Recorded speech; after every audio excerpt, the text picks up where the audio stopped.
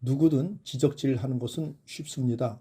문제는 이런 것들이 과거에 자신이 들었던 것이고 불편하고 억울했던 것이면 지금 상대도 자신처럼 충분히 그럴 수 있다는 것부터 알아야 합니다.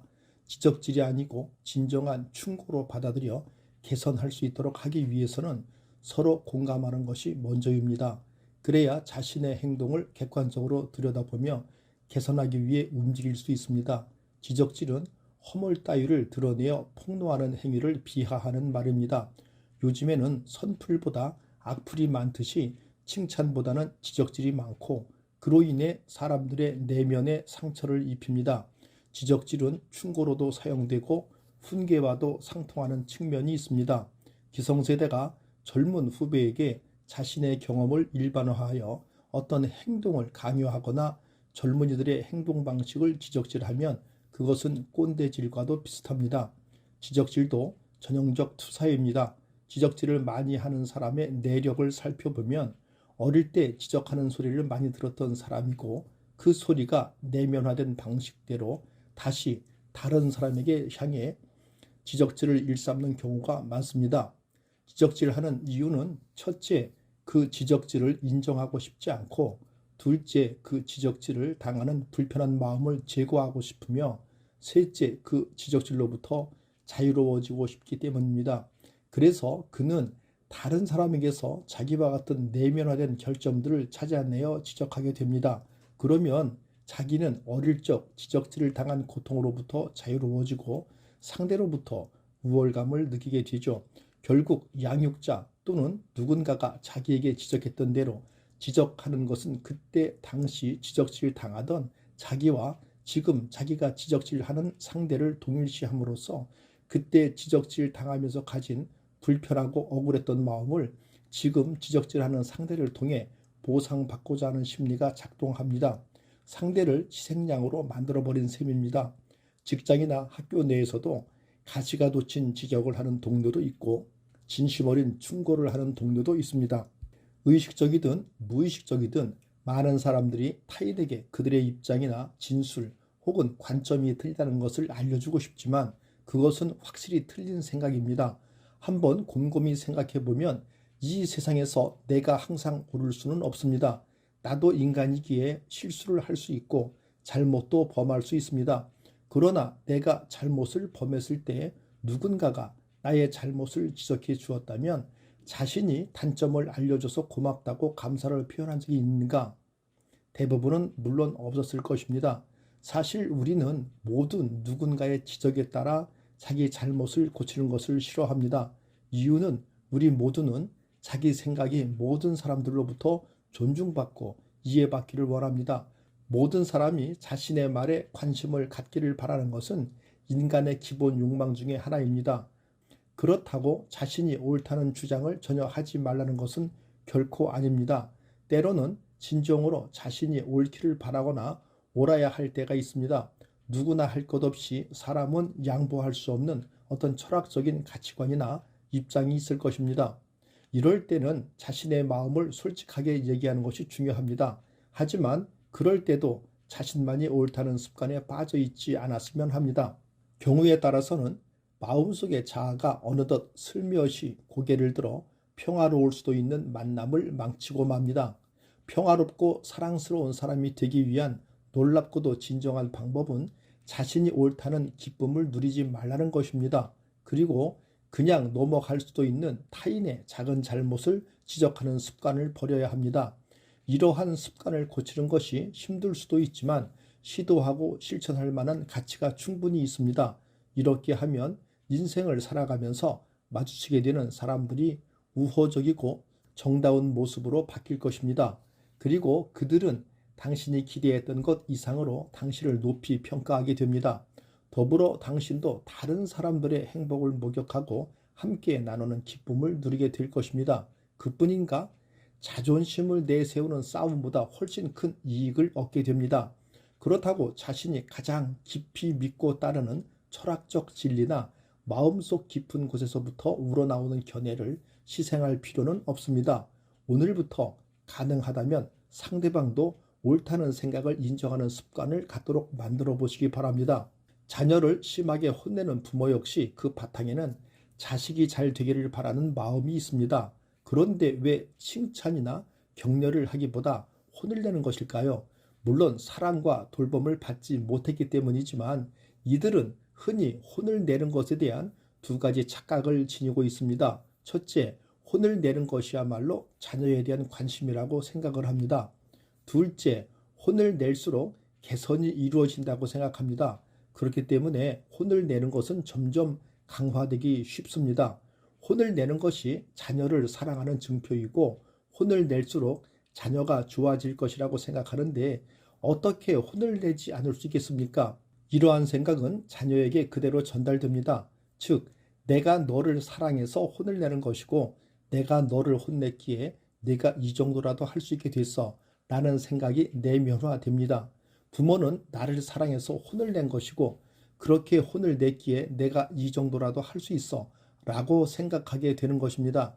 이렇듯 부모의 착각을 내면화하게 되면 부모의 양육 방식과 태도는 자신을 대하거나 나아가 연인, 배우자나 자녀 등 가까운 사람들을 대하는 태도는 고스란히 드러나게 됩니다.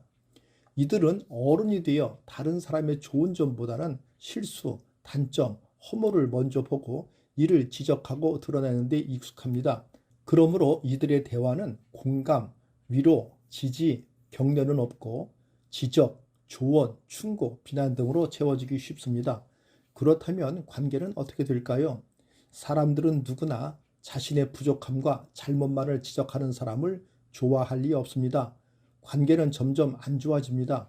그렇지만 이들은 그것을 자신의 문제라기보다 상대의 문제라고 봅니다. 자신은 상대를 생각하고 위해서 해주었는데 상대는 자신의 문제를 외면하고 받아들일 줄 모르는 사람이 되는 것이지요. 물론 혼을 내는 부모의 착각을 내면화한 이들 중에는 이러한 지적질을 관심과 사랑이라고 받아들일 수도 있습니다. 이들은 자신과의 관계도 다르지 않습니다. 자신을 향한 지적질이 습관화되어 있습니다. 자신의 잘한 부분은 전혀 고려하지 않고 작은 실수나 부족함 등을 끄집어내어 과도하게 질책을 하고 비난을 합니다. 자신과의 관계는 점점 멀어집니다. 이들의 무의식에는 자신과 상대를 지적하고 혼내는 것이야말로 자기와 타인에게 관심을 보이는 것이고 자신과 상대를 혼낼수록 자신과 상대는 좋아질 것이라고 생각하기 때문입니다. 자신과 상대에 대한 지적을 관심과 사랑의 증거라고 생각하는 이상 지적은 계속되기 마련입니다. 지적질과 충고를 하는 입장에서 같은 언어라도 상대에 대한 진심이 있으면 충고, 자신의 투사라면 지적질입니다. 그러나 진심 어린 충고도 지적질로 해석하고 고마운 제안을 분노하고 짜증내고 있다면 이미 그 사람은 지적질로 내면화되어 있는 사람이고 그것이 이미 정해진 방식으로 굳어져 버리게 됩니다. 남의 티보다 당신의 티가 더 큽니다. 당신 자신을 알고 먼저 돌아보시기 바랍니다. 신약성경 마태복음 7장을 보면 어찌하여 형제의 눈 속에 있는 티는 보고 내 눈 속에 있는 들보는 깨닫지 못하느냐라는 구절도 있습니다. 우리가 성찰을 하면서 던지는 중요한 질문들 중 하나가 나는 항상 옳은가 하는 것입니다. 돌이켜보면 만사를 자신의 입장에서 방어하고 정당성을 입증하는 일은 정신을 피로하게 만들며 때로는 사람들로부터 자신을 소외시킵니다. 자신이 옳다는 것을 입증하거나 혹은 상대방이 틀리다는 것을 입증하는 것은 상대방을 방어적인 태도를 취하게 만들며 또한 자신을 방어하는 데도 상당한 중압감을 느끼게 만듭니다. 그리고 우리들 대부분은 자신이 옳고 상대방이 틀리다는 것을 증명하거나 지적하는 데 많은 시간과 에너지를 낭비합니다. 사람은 누구나 실수를 저지르기 마련입니다. 부하 직원의 잘못을 틈날 때마다 끄집어내어 책망하는 상사가 있다고 해보면 그 직원의 난처함은 말할 것도 없지만 상사의 이미지에도 좋을 것이 없습니다. 이미 우물에 빠진 사람에게 돌이나 던지는 사람으로 보일 뿐입니다.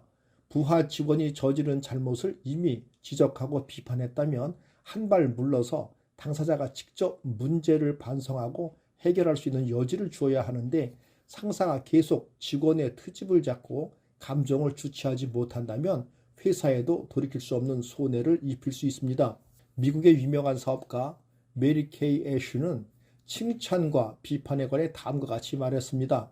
상대를 비판하고자 할 때는 반드시 그의 장점을 먼저 언급하세요. 그리고 필요한 비판을 한 다음에 다시 장점을 언급하세요. 이것이 제가 고수해온 샌드위치 전략입니다. 두 개의 칭찬 사이에 작은 비판 하나를 끼워 넣는 것이지요. 메리 케이 애쉬가 말한 샌드위치 전략은 구체적으로 다음과 같이 세 단계로 나뉩니다. 첫째, 선의와 긍정을 표합니다. 구체적인 문제를 지적하기에 앞서 상대에 대한 전체적인 긍정적 평가를 먼저 합니다. 이렇게 상대의 심리적 방어선을 낮춥니다. 둘째, 잘못을 구체적으로 지적합니다. 온화하고 정중한 태도로 지적하고자 하는 문제로 인한 부정적 영향과 자신의 관점을 설명합니다. 이와 관련해 상대가 해명할 수 있는 시간을 주고 그의 말을 경청합니다. 이때 억압적인 자세를 보이거나 상대의 발언 기회를 방해해서는 안 됩니다. 과정에 대한 설명은 듣지 않고 결과만 따지는 태도는 문제 해결에 아무런 도움이 되지 않습니다. 비판의 목적은 상대를 공격하거나 부정하는 것이 아니기 때문입니다. 그가 진심으로 잘못을 인식하고 개선할 기회를 주기 위함입니다. 그러므로 상대가 불만을 품은 상태에서 대화가 끝나게 해서는 안 됩니다. 셋째, 상대를 신임한다는 사실을 일깨우고 자존심을 지켜줍니다. 이 단계는 상대가 잘못된 점을 개선하기 위한 구체적인 실천 방안을 수용하게 하는 데 효과적입니다. 사람들은 누구나 비판을 받을 때 자신의 이익에 손해가 가지 않을까 걱정합니다. 그러므로 비판하는 사람은 상대가 잘못한 특정한 문제를 비판하는 것이지 그의 전체적인 성과를 깎아내리려는 것이 아니라는 점을 분명히 해줘야 합니다. 더불어 상대가 일으켜온 성취를 긍정적으로 평가함으로써 그의 불안과 걱정을 해소해 주는 것이 중요합니다. 이렇게 하면 상대는 비판하는 사람이 전체적인 문제를 파악하고 있으며 그 비판에 악의가 없다는 것을 이해하게 됩니다. 이렇게 경계의 빗장이 풀리면 비판을 쉽게 받아들일 수 있습니다.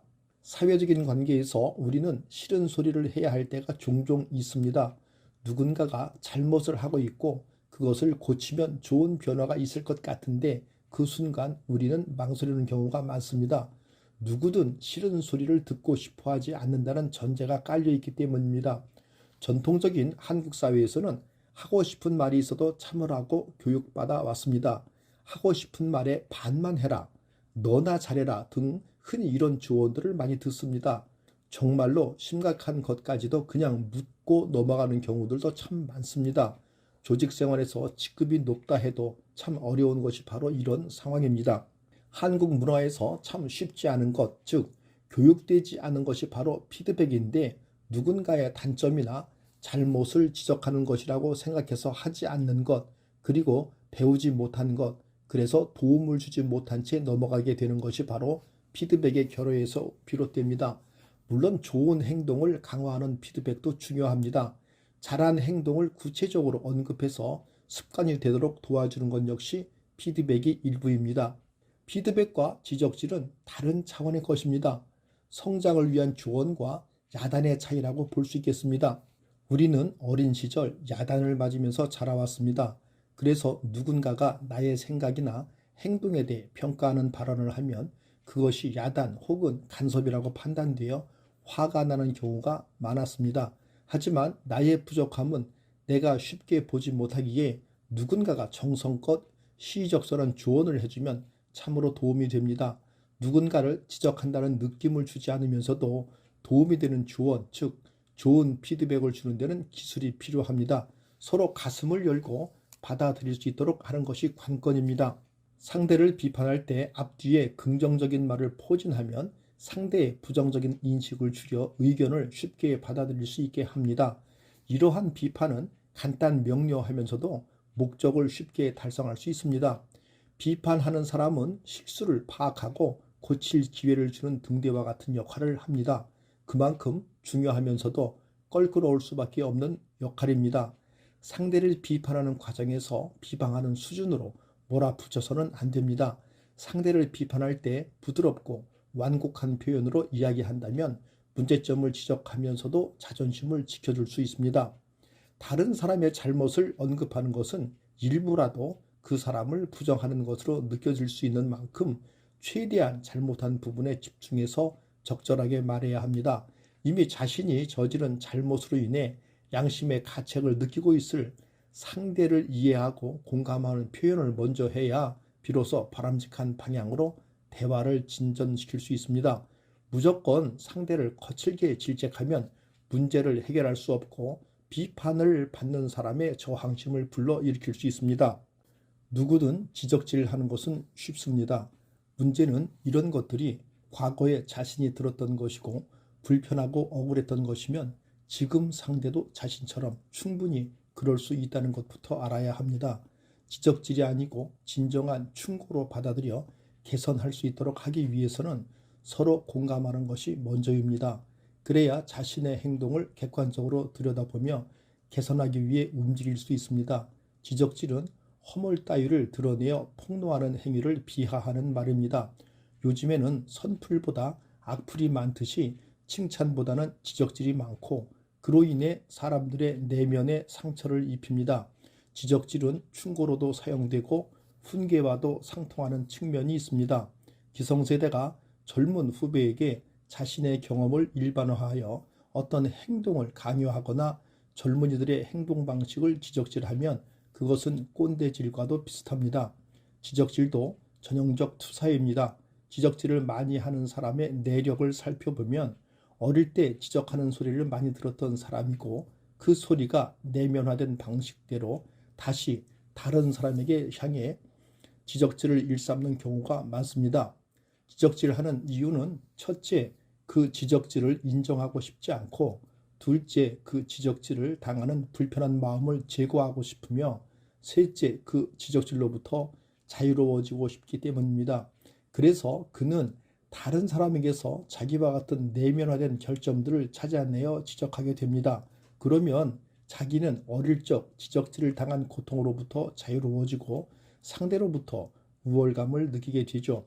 결국 양육자 또는 누군가가 자기에게 지적했던 대로 지적하는 것은 그때 당시 지적질 당하던 자기와 지금 자기가 지적질하는 상대를 동일시함으로써 그때 지적질 당하면서 가진 불편하고 억울했던 마음을 지금 지적질하는 상대를 통해 보상받고자 하는 심리가 작동합니다.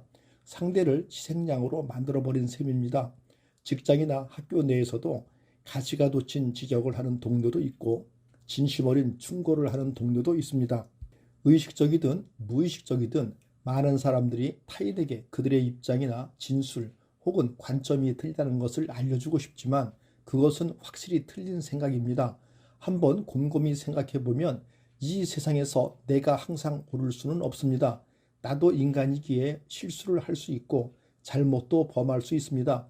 그러나 내가 잘못을 범했을 때 누군가가 나의 잘못을 지적해 주었다면 자신이 단점을 알려줘서 고맙다고 감사를 표현한 적이 있는가? 대부분은 물론 없었을 것입니다. 사실 우리는 모두 누군가의 지적에 따라 자기 잘못을 고치는 것을 싫어합니다. 이유는 우리 모두는 자기 생각이 모든 사람들로부터 존중받고 이해받기를 원합니다. 모든 사람이 자신의 말에 관심을 갖기를 바라는 것은 인간의 기본 욕망 중에 하나입니다. 그렇다고 자신이 옳다는 주장을 전혀 하지 말라는 것은 결코 아닙니다. 때로는 진정으로 자신이 옳기를 바라거나 옳아야 할 때가 있습니다. 누구나 할 것 없이 사람은 양보할 수 없는 어떤 철학적인 가치관이나 입장이 있을 것입니다. 이럴 때는 자신의 마음을 솔직하게 얘기하는 것이 중요합니다. 하지만 그럴 때도 자신만이 옳다는 습관에 빠져 있지 않았으면 합니다. 경우에 따라서는 마음속의 자아가 어느덧 슬며시 고개를 들어 평화로울 수도 있는 만남을 망치고 맙니다. 평화롭고 사랑스러운 사람이 되기 위한 놀랍고도 진정한 방법은 자신이 옳다는 기쁨을 누리지 말라는 것입니다. 그리고 그냥 넘어갈 수도 있는 타인의 작은 잘못을 지적하는 습관을 버려야 합니다. 이러한 습관을 고치는 것이 힘들 수도 있지만 시도하고 실천할 만한 가치가 충분히 있습니다. 이렇게 하면 인생을 살아가면서 마주치게 되는 사람들이 우호적이고 정다운 모습으로 바뀔 것입니다. 그리고 그들은 당신이 기대했던 것 이상으로 당신을 높이 평가하게 됩니다. 더불어 당신도 다른 사람들의 행복을 목격하고 함께 나누는 기쁨을 누리게 될 것입니다. 그뿐인가? 자존심을 내세우는 싸움보다 훨씬 큰 이익을 얻게 됩니다. 그렇다고 자신이 가장 깊이 믿고 따르는 철학적 진리나 마음속 깊은 곳에서부터 우러나오는 견해를 희생할 필요는 없습니다. 오늘부터 가능하다면 상대방도 옳다는 생각을 인정하는 습관을 갖도록 만들어 보시기 바랍니다. 자녀를 심하게 혼내는 부모 역시 그 바탕에는 자식이 잘 되기를 바라는 마음이 있습니다. 그런데 왜 칭찬이나 격려를 하기보다 혼을 내는 것일까요? 물론 사랑과 돌봄을 받지 못했기 때문이지만 이들은 흔히 혼을 내는 것에 대한 두 가지 착각을 지니고 있습니다. 첫째, 혼을 내는 것이야말로 자녀에 대한 관심이라고 생각을 합니다. 둘째, 혼을 낼수록 개선이 이루어진다고 생각합니다. 그렇기 때문에 혼을 내는 것은 점점 강화되기 쉽습니다. 혼을 내는 것이 자녀를 사랑하는 증표이고 혼을 낼수록 자녀가 좋아질 것이라고 생각하는데 어떻게 혼을 내지 않을 수 있겠습니까?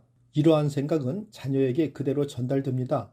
즉, 내가 너를 사랑해서 혼을 내는 것이고 내가 너를 혼냈기에 내가 이 정도라도 할 수 있게 됐어 라는 생각이 내면화됩니다.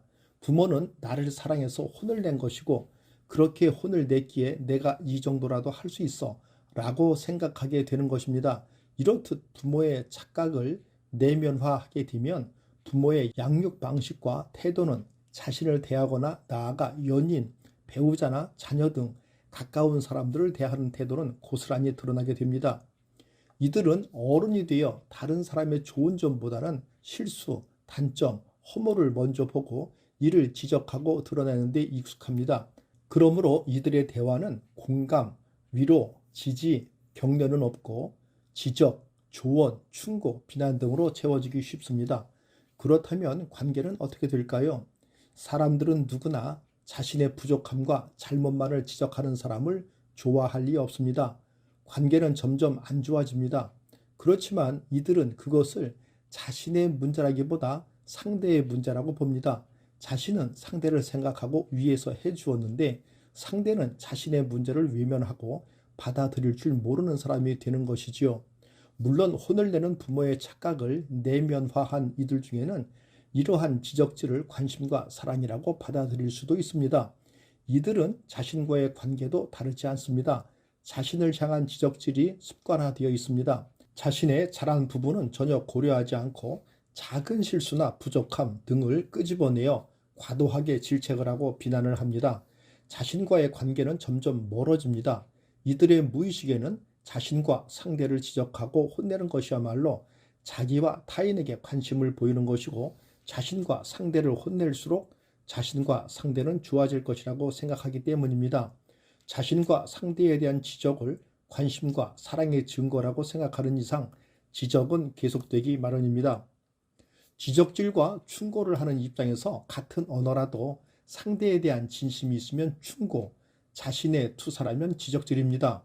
그러나 진심 어린 충고도 지적질로 해석하고 고마운 제안을 분노하고 짜증내고 있다면 이미 그 사람은 지적질로 내면화되어 있는 사람이고 그것이 이미 정해진 방식으로 굳어져 버리게 됩니다.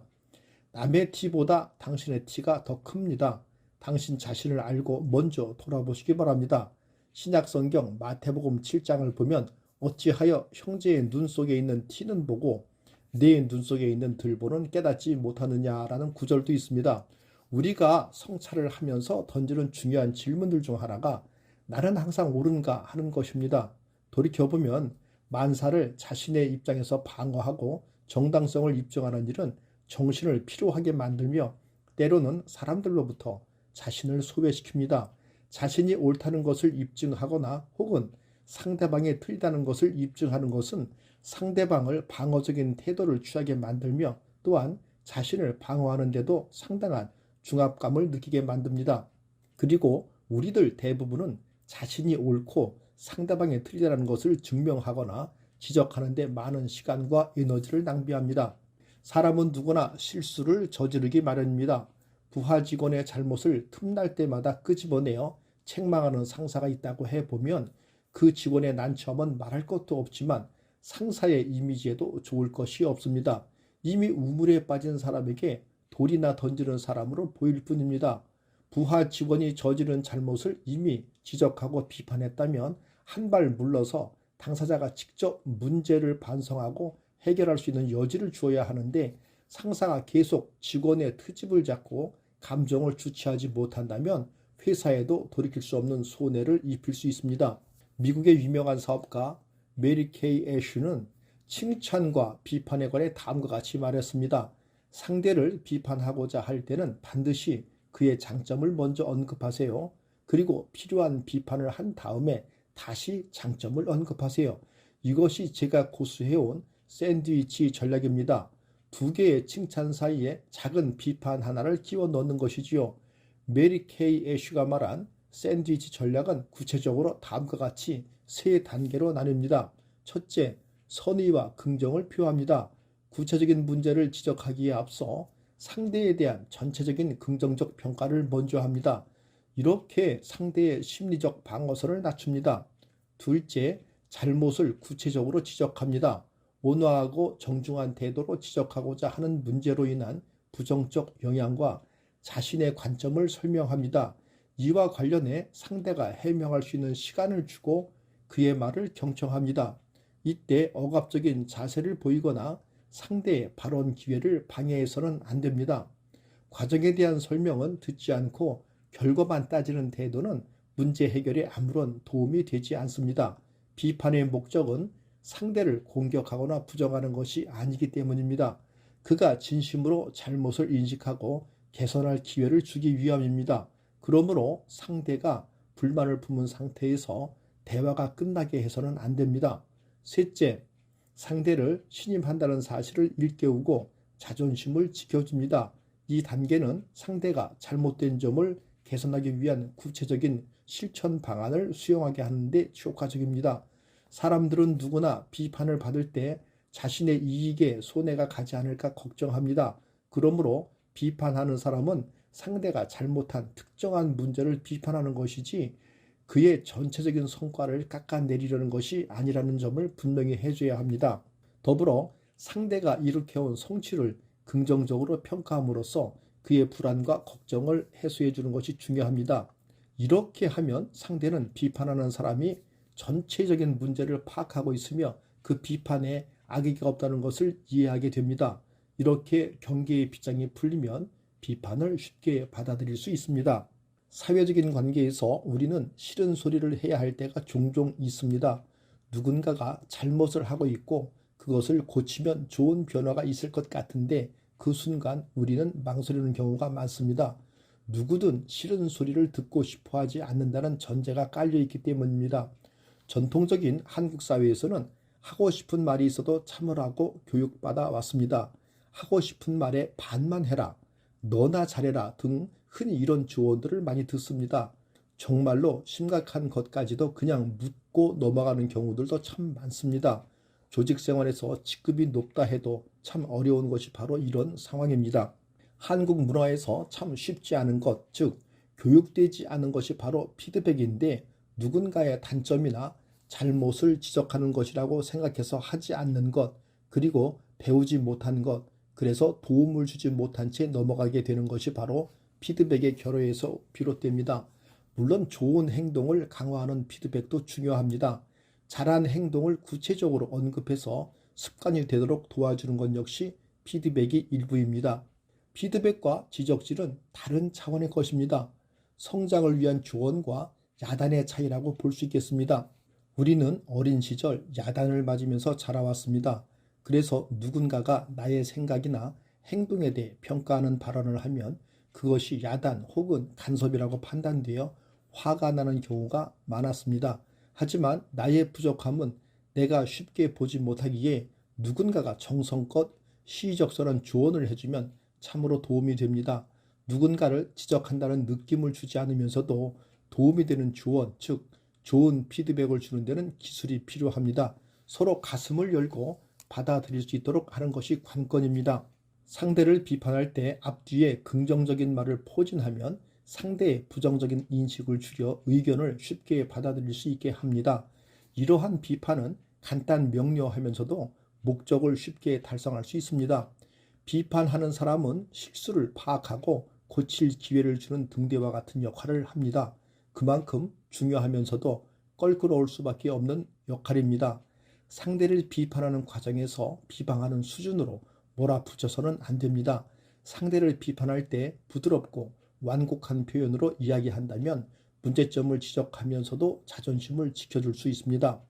다른 사람의 잘못을 언급하는 것은 일부라도 그 사람을 부정하는 것으로 느껴질 수 있는 만큼 최대한 잘못한 부분에 집중해서 적절하게 말해야 합니다. 이미 자신이 저지른 잘못으로 인해 양심의 가책을 느끼고 있을 상대를 이해하고 공감하는 표현을 먼저 해야 비로소 바람직한 방향으로 대화를 진전시킬 수 있습니다. 무조건 상대를 거칠게 질책하면 문제를 해결할 수 없고 비판을 받는 사람의 저항심을 불러일으킬 수 있습니다. 감사합니다. 대한민국을 세계적인 국가로 만들고 지켜온 주인공인 어르신이 존경받는 사회를 구현하기 위한 일에 앞장서는 시니어 인생대학이었습니다.